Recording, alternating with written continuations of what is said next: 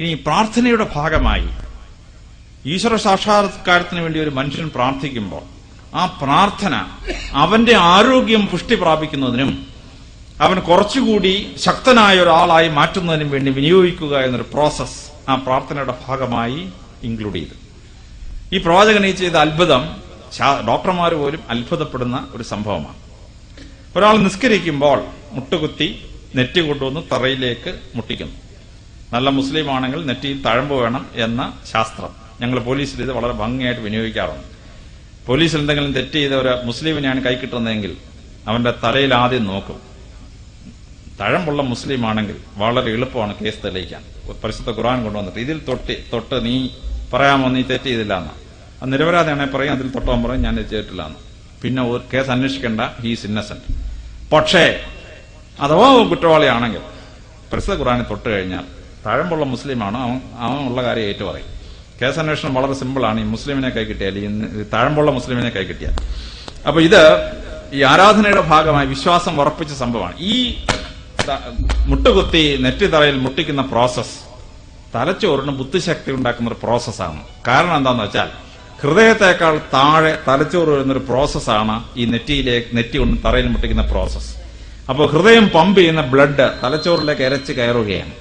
That excess blood in the brain makes the Muslim brain superior in intelligence. അപ്പൊ തലച്ചോറിന് ബുദ്ധി കൂട്ടുന്ന അത്ഭുതകരമായ പ്രോസസ്സാണ് ഈ മുട്ടുകുത്തി പ്രാർത്ഥിക്കുന്ന പ്രോസസ്. ഇനി അതിന്റെ പ്രാർത്ഥനയുടെ സമയം ഫിക്സ് ചെയ്തത് ബയോളജിക്കൽ ക്ലോക്കുമായി കണക്റ്റഡ് ആയതുകൊണ്ട് ഒരു മുസ്ലിം നിസ്കരിക്കുമ്പോൾ അവന്റെ ബയോളജിക്കൽ ക്ലോക്കിനെ ഇത് ഹെൽപ്പ് ചെയ്യുന്നുണ്ട്. What happens is that his neurological system and his brain become superior.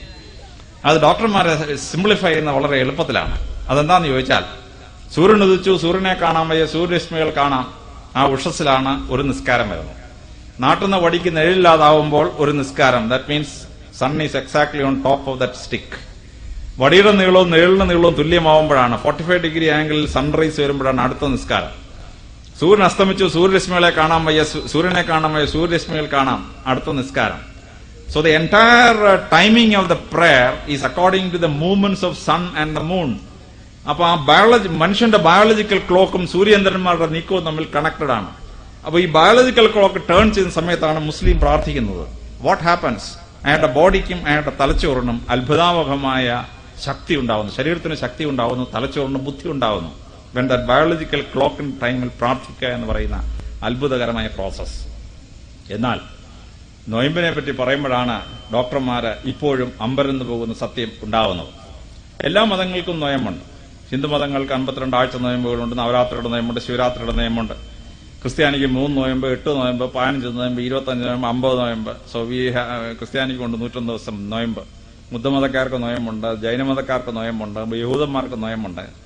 പക്ഷെ ഈ നൊയമ്പുകളിൽ വെച്ച് ഏറ്റവും ശ്രേഷ്ഠം മുസ്ലിങ്ങൾ നോക്കുന്ന റംസാൻ നൊയമ്പാണ്.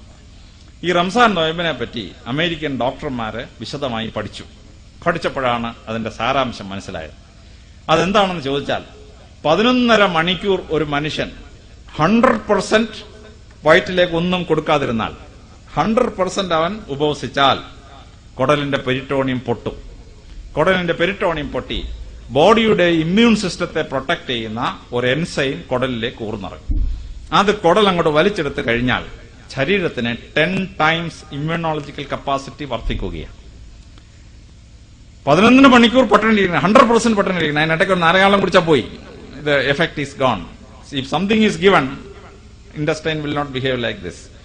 അപ്പൊ 11.5 മണിക്കൂർ കണ്ടിന്യൂസ് ആയി കംപ്ലീറ്റ് ആയി ആഹാരം വർജിച്ചാൽ, or even anything with calorie content ഉപേക്ഷിച്ചാൽ, അവന്റെ കുടലിന്റെ പെരിറ്റോണിയം പൊട്ടി കുടലിലേക്ക് ഒരു എൻസൈം ഊർന്നിറങ്ങുകയും ആ എൻസൈം കുടൽ വലിച്ചെടുത്ത് കഴിഞ്ഞാൽ 10 ടൈംസ് ആണ് ശരീരത്തിനും മനസ്സിനും ആരോഗ്യം കിട്ടുന്നത്.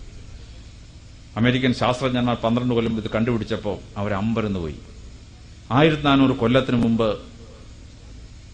ഹയർ എഡ്യൂക്കേഷൻ പോകാതിരുന്നൊരു പ്രവാചകൻ ഇത്ര ഭയങ്കര ഒരു മെഡിക്കൽ പ്രിൻസിപ്പിൾ കണ്ടുപിടിച്ചു എന്ന് പറയുന്നത് ശാസ്ത്രജ്ഞന്മാർക്ക് മനസ്സിലാക്കാൻ അപ്രാപ്യമായ ഒരു സംഭവമാണ്.